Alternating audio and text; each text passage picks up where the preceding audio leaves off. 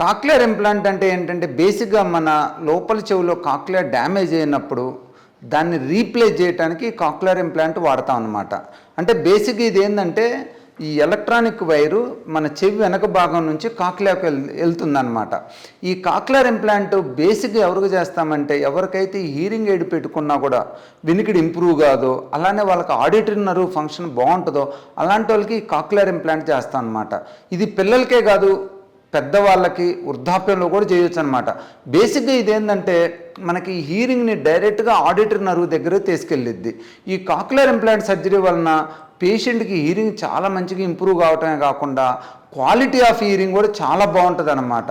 So ఎవరికైతే బాగా profound loss ఉండి ఆర్ మోడరేట్లీ సివియర్గా ఉండి హీరింగ్ ఎయిడ్తో బెనిఫిట్ గారో వాళ్ళకి కాక్లియర్ ఇంప్లాంట్ సర్జరీ చేయటం మంచిది.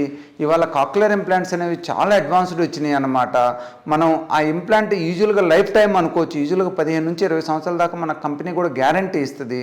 కాంప్లికేషన్స్ కూడా చాలా తక్కువనే, ఎందుకంటే ఇవాళ సర్జరీ కూడా చాలా బాగా చేయగలుగుతున్నాం. మైక్రోస్కోప్స్ అడ్వాన్స్డ్ వచ్చినాయి, ఇన్స్ట్రుమెంట్స్ అడ్వాన్స్డ్ వచ్చినాయి. అలానే ఇంప్లాంట్ కూడా చాలా ఈజీగా పాస్ అవుతుంది అనమాట. అక్కడ రిటైనింగ్ కెపాసిటీ కూడా చాలా బాగుంటుంది. సో కాక్లియర్ ఇంప్లాంట్ సర్జరీ అనేది డెఫినెట్గా ఎవరికైతే హీరింగ్ ఎయిడ్ ఇంప్రూవ్ కాదో, ఈ హీరింగ్ ఎయిడ్తో హ్యాపీగా ఉండరు అలాంటి వాళ్ళకి కాక్లియర్ ఇంప్లాంట్ సర్జరీ చేసి వాళ్ళ వినికిడిని నార్మల్ చేయొచ్చు.